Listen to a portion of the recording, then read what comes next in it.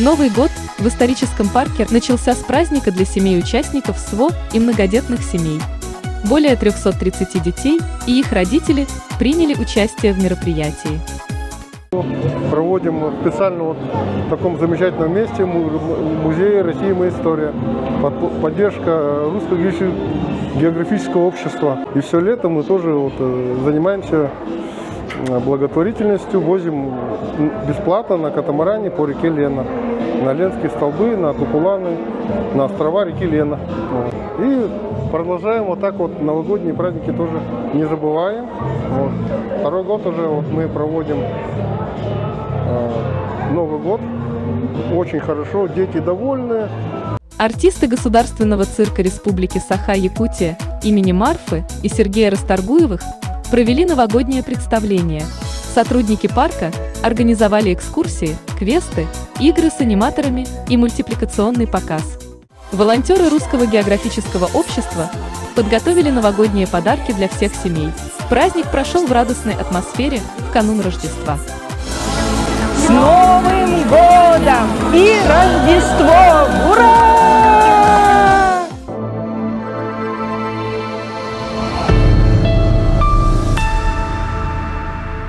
Состоялся публичный отчет музейного комплекса «Россия. Моя история» о результатах работы за прошлый год, где подведены итоги ключевых мероприятий и выставочных проектов. Публичный отчет – это такой был первый опыт для нашего учреждения. Дело в том, что в системе образования, куда мы перешли в 2024 году, это общепринятая форма, на которую приглашаются все социальные партнеры, руководители государственных органов власти, муниципальных органов власти, наших партнеров, где мы рассказываем о нашей работе за ушедший год, уходящий год. В этом плане это, конечно, было ново для нас, но вместе с тем понимаем, что это нужно. Результаты наши, они заслуживают того, чтобы быть отмеченными. Сеть исторических парков включает в себя 26 комплексов по России, которые посетили 4,5 миллиона человек. Исторический парк в Якутии занимает 10-е место по посещаемости среди российских парков и 4-е место по отношению к численности населения региона. В прошлом году парк посетили более 126 тысяч человек. Мультимедийный центр. И тут, конечно, это чувствуется мультимедийный подход. Да? А здесь видите, сколько экранов, и каждый экран работает самостоятельно. Можно смотреть это все, разглядывая, и заодно и слушая лектора отчет тогда. Поэтому это очень интересно. Это же общественное пространство, общественный центр, где должны собираться люди разных социальных слоев, здесь, и что-то видеть, которое их объединяет. И он как раз эту задачу и выполняет. В 2023 году мы здесь провели форум Сибири и Дальнего Востока в АйПик «Восточный вектор». Мы здесь собрали 2 федеральных округа, Сибирская и Дальневосточная, именно на этой площадке. И здесь мы обсуждали вопросы, как сохранить наши объекты культурного наследия. Понимаете, здесь, на этой территории. И все, кто был, тогда наши гости, со всего Дальнего Востока и Сибири, они просто были, приятно даже удивлены. Здесь именно работа этого центра, да, и как все удобно, на разных площадках можно собираться, работать там, да, поэтому довольно-таки мы плодотворно поработали. Поэтому и считаю, что год отработан, на очень хорошую оценку, и в дальнейшем перспективы очень огромные. Мы поделились нашими планами на предстоящий год. Это мероприятия, связанные с юбилеем Великой Победы. Это большая задача, которая перед нами поставлена руководством республики, создание музея специальной военной операции и ее героям. Также мы будем дальше интегрироваться в систему образования. В настоящий момент здесь проходит мероприятие, буквально сейчас, зимняя школа навигаторов детства, с которой мы как раз-таки обсуждаем перспективы нашего дальнейшего взаимодействия. Это и онлайн-уроки, и самые разнообразные мероприятия в рамках Дней единых действий, которые приурочены к памятным датам России, значимым событиям истории нашей страны и республики. Зимняя школа навигаторов детства реализуется в рамках национального проекта «Образование. Патриотическое воспитание России». Мероприятие ежегодное и направлено на поддержку советников директоров по воспитанию и взаимодействию с детскими организациями. В этом году в программе участвуют 120 советников из Якутии. Проект поддерживается Федеральным агентством по делам молодежи. Сегодня у нас началась образовательная смена «Зимняя школа навигаторов детства». Она уже проходит в этом году 3-й раз. И 2-й год у нас площадкой является именно исторический парк «Россия. Моя история». У нас в республике работает более 800 специалистов. Это муниципальные кураторы, это советники директора по воспитанию, их 766 человек, и они заточены именно на патриотическом воспитании детей и молодежи. То есть они по знаменательным датам проводят дни единых действий, и как раз по этим дням единых действий в историческом парке проходят мероприятия. Да? Выставочные экспозиции меняются, и поэтому нам очень удобно работать с историческим парком в плане того, что контент исторического парка как раз подходит под наши дни единых действий, которые проводятся в школах. У нас приехали люди из арктических районов, охвачены где-то более 20 районов республики, да, кто смог приехать. И каждый год у нас участники зимней школы меняются. Значит, получается, мы в течение 3 лет охватили более 500 советников директора и муниципальных кураторов. Мы проводили в прошлом году конкурс «Лучший конспект занятия» для создания учебно-методического комплекса для дошкольных образовательных учреждений. Он называется «Орлята дошколята». Это основывается на трудах и философии Алексея Алексеевича Кулаковского «Эксекуляр Алексей». То есть ненавязчиво, а в игровой форме детям начальной школы передается наследие Кулаковского.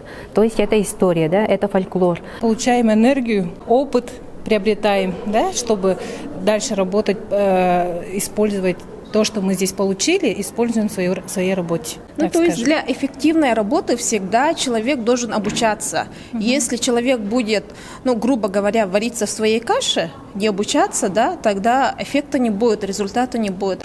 Это возможность постичь чей-то опыт и применить уже у себя непосредственно в Нерчинском районе. Воспитание патриота – это прежде всего воспитание человека, который любит свой собственный родной край, участвует в его жизни вместе с родителями и стремится к тому, чтобы развивать себя в дальнейшем, уже становясь более взрослым человеком.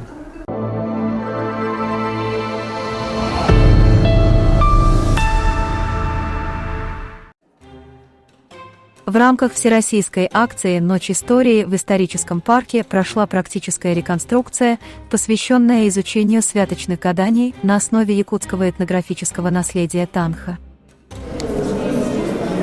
С этим человеком вы познакомитесь, и он станет вашей судьбой в этом году. Это зависит от человека. Если он в это верит, то это исполняется. Если нет, то он может и забыть, и может и не исполниться.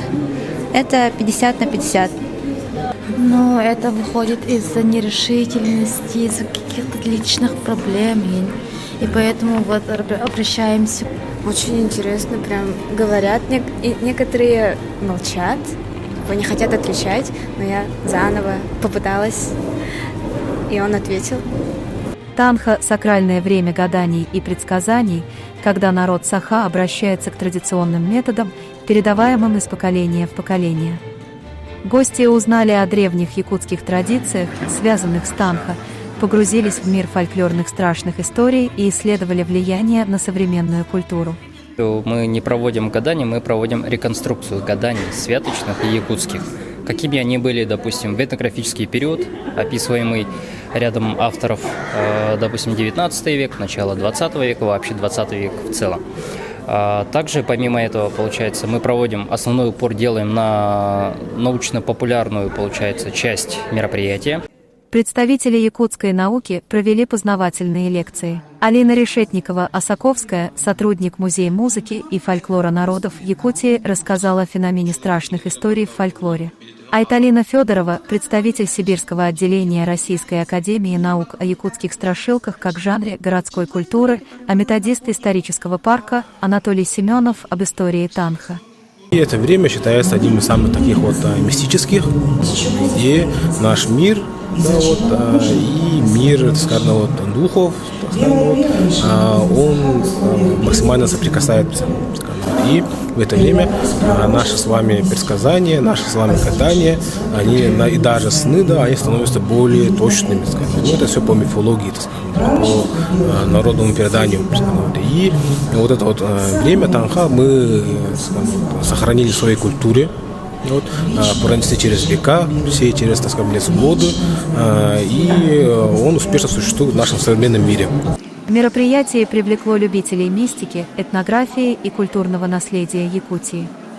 Мы не ожидали то, что здесь именно вся графика, даже будет демо-версии игры Сеттерсир и очень много таких вот торговых лавок, гаданий. Вообще очень все классно сегодня, и мы удивлены от такого масштаба. Все очень круто организовано. Вот. Вы готовили очень хороший, и тут много интересный. И тут еще красивый очень. Мероприятие очень интересное, познавательное. Мы сходили на лекцию, услышали очень много интересных историй. Желаю мероприятию, конечно же, дальнейших успехов и удачи вам.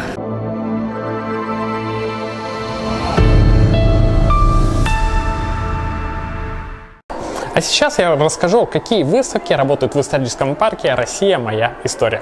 За моей спиной выставка 100 именных алмазов. И посвящена она алмазам, добытым в Якутии, которые были названы в честь именитых людей нашей республики.